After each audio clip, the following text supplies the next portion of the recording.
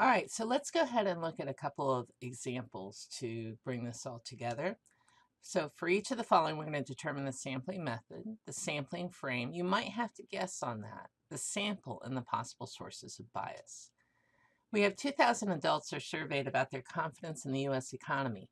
Surveyors selected 500 people randomly in each of the 4 U.S. time zones using driver's license registration. So the population, they're trying to do confidence in the U.S. economy. So they're actually looking at all people in the U.S. economy. See how they say U.S. economy. The sample frame, well, who are they asking? Registered drivers in each time zone. So the sample frame is pretty much registered drivers in the 4 U.S. time zones. By the way, who are they leaving out? Under coverage would be Hawaii, Puerto Rico. Those are all parts of the U.S., but they are not in those time zones. Well, actually, Puerto Rico is probably in that time zone.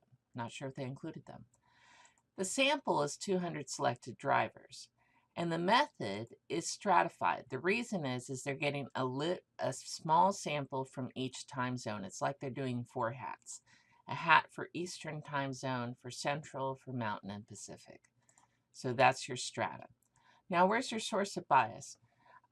Well, besides leaving out Hawaii, which is probably not going to be the end of the world, they also still have undercoverage because people who can't drive may be more likely to be unemployed and less optimistic about the economy. Let's look at the next example. The CRS, the Cedar Ridge cafeteria, wants to check student satisfaction with food quality. So they leave customer satisfaction cards at the register, and you've seen things like that, and where the students can just choose to pick it up and fill it out. And they receive 124 comment cards. Well, what's the population? Well, they're probably trying to get at all Cedar Ridge students. The sample frame are students who go where the sample cards are displayed. So who are they leaving out?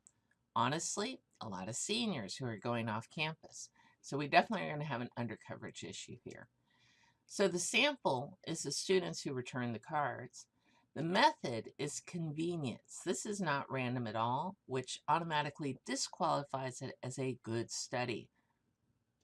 Sources of bias. So voluntary response bias, and I should have actually put under coverage as well. Voluntary response bias because only people who feel strongly enough to take their time during lunch to fill out a card are going to do that. What kind of people are going to do that? People who really like the food and people who really hate the food. So you will have more extremes. And we also leave out all of those people who do not see the cards. Either they don't go into the cafeteria or they just don't see them. All right. Now, you could argue with student satisfaction with food quality, they're not too worried about the kids not going. But if they wanted to know how to make their menu better, then they are leaving out those kids who don't go to the cafeteria. Okay, in this example, every student in 4 elementary schools is interviewed about their ability to access the internet.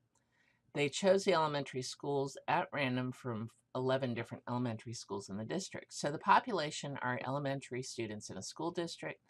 Sample frame, every school had a shot. So for this survey, it's the 11 elementary schools. The sample is all the students in the 4 elementary schools who responded to the survey. The method is cluster because we're doing all from some. And the source of bias, well, first of all, assumes that all elementary schools are similar to the general population, so you might have some issues there. You might have some non-response bias from kids who are absent. But other than that, it should be okay. But a stratified sample might be a better strategy here because if you get all of your 4 schools from areas that have higher socioeconomic, they may have more internet access. Although lately the trend tends to be the other way. The higher socioeconomic wants their kids to have less technology access, not more, believe it or not. But I'm sure the higher socioeconomic still has internet access. So last but not least, sampling error versus bias. So we've been talking about bias and what's the difference between that and sampling error. So sampling error is just natural variability in samples. It's not a bad thing. Bias, which is like the response bias, the undercoverage, that's when we're off from true values because we're leaving something out. So this is biased with little sampling error, little variation. This has little bias or no sampling error, lots of bias and sampling error, and little bias because it's close to the true, but still lots of sampling error. Honestly, we love this. We're still pretty happy with this on the right. We do not like either one of these, okay?